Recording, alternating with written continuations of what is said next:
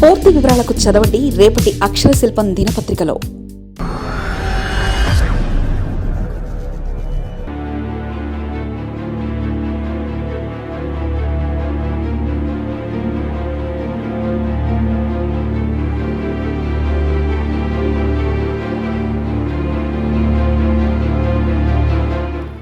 ఆ కొన్ని తప్పులు శాపాలుగా పవన్ రాజకీయ జీవితం అంతే.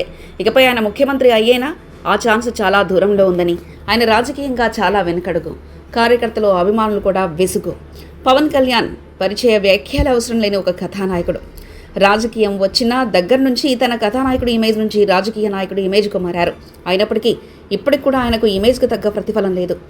అంటే ఆయన కష్టానికి తగ్గ ప్రతిఫలం ఎక్కడ రాలేదని చెప్పాలి. ముఖ్యంగా పవన్ కళ్యాణ్ రాజకీయంగా ఎప్పుడు కూడా స్మార్ట్గా లేరు, అలాగే గట్టిగా లేరని చెప్పాలి. ఎప్పటికప్పుడు కూడా పార్ట్ టైం పాలిటిక్స్ మాత్రమే పవన్ కళ్యాణ్ చేస్తున్నట్లు అనిపిస్తూ ఉంటుంది. ఇక్కడ ఆయన డిప్యూటీ సీఎంగా అయితే అవ్వచ్చు, కానీ పార్ట్ టైం పొలిటీషియన్ మాత్రమే అని ఆయన ముద్రపడుతున్నారు. తమిళనాడులో విజయ్ ముఖ్యమంత్రిగా రేపో మాపో ప్రమాణ స్వీకారం చేయనున్నారు. ఎట్టకేలకు ఆయన రాజకీయ అరంగేట్రం నుంచి తనకు సంబంధించిన విషయాల్లో ముందుగానే అన్ని గెస్ చేసి రాజకీయంగా అడుగులు వేశారు. అందుకే ఆయన అనుకున్న లక్ష్యాన్ని చేరుకున్నారు. అయితే తమిళనాడులో విజయ్ కన్నా ఏపీలో పవన్ కళ్యాణ్కు చాలా ఫాలోయింగ్ ఉంది. ఆ మాటకొస్తే తమిళనాడులో విజయ్ కన్నా ఇండియాలో కూడా పవన్ కళ్యాణ్ అంటే ఒక మంచి ఇమేజ్ ఉంది. అంతెందుకు రజనీకాంత్ తర్వాత అంతే మాస్ ఫాలోయింగ్ ఉన్న హీరోగా పవన్ కళ్యాణ్కి ఇమేజ్ ఉంది. అలాంటి పవన్ కళ్యాణ్ ఇంట మాత్రం గెలవలేకపోతున్నారు. అంటే దాదాపు 15 ఏళ్ల రాజకీయ ప్రస్థానంలో ఆయన ఇప్పటికీ డిప్యూటీ సీఎంగానే ఉన్నారే తప్ప ఎక్కడ కూడా నేరుగా ఆయన రాజకీయ సక్సెస్ కథానాయకుడు కాలేకపోయారు. జనసేన అధినేత పవన్ కళ్యాణ్ వేసిన రాజకీయ అడుగు ఆయనను ముఖ్యమంత్రిని కానివ్వకుండా చేశాయి. ఆయన సరైన సమయంలో ఎంట్రీ ఇవ్వకపోవడంతో పాటు పార్టీ పెట్టిన వెంటనే ఇతర పార్టీలకు మద్దతు ప్రకటించడం కూడా ఆయన ముఖ్యమంత్రి కాకపోవడానికి కారణాలయ్యాయి. 2014లో పార్టీ పెట్టి పోటీ చేయకుండా బీజేపీ టీడీపీకి బేషరతుగా మద్దతు ఇవ్వడంతో ఆయన రాజకీయ ప్రయాణం డిప్యూటీ సీఎం వరకే నిలిచిపోయిందంటున్నారు. పవన్ కళ్యాణ్ తమిళనాడు ఎన్నికలను చూసి నేర్చుకోవాల్సింది చాలా ఉంది.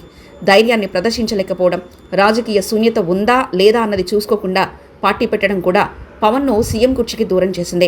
టీవీకే చీఫ్ విజయ్ పార్టీ పెట్టిన 2 ఏళ్లకే అధికారంలోకి వచ్చిన తర్వాత పవన్ కళ్యాణ్ రాజకీయాలకు వచ్చిన తీరుపై ఆంధ్రప్రదేశ్లోనూ చర్చ జరుగుతుంది. పవన్ కళ్యాణ్ విజయ్లాగే చరిష్మా ఉన్న వ్యక్తి. లక్షలాది మంది అభిమానులు పవన్ సొంతం. ఇక కాపు సామాజిక వర్గం మొత్తం ఆయన వెనక ఉంది. అదే ఆయనకు ప్లస్ పాయింట్ అయ్యేది. 2024 ఎన్నికల్లో ఒంటరిగా పోటీ చేసి ఉంటే ఖచ్చితంగా సీఎం పదవి సులువుగా దక్కేదన్న విశ్లేషణలు వెలువడుతున్నాయి. కానీ పవన్ కళ్యాణ్ అది చేయకుండా పొత్తులతో సరిపెట్టుకొని జగన్ను ఓడించడమే ధ్యేయంగా పెట్టుకోవడం ఆయన డిప్యూటీ సీఎం వరకే ఆగిపోవలసి వచ్చింది. ఏదైనా పార్టీ పెట్టిన తొలినాళ్ళలో ఉన్న క్రేజ్, ఇమేజ్ రాను రాను తగ్గిపోతూ ఉంటుంది. అది పవన్కైనా విజయ్కైనా ఒకటే ఫార్ములా. రాజకీయ పార్టీ పెట్టిన పవన్ కళ్యాణ్ తొలుత బీజేపీని తిట్టిపోశారు.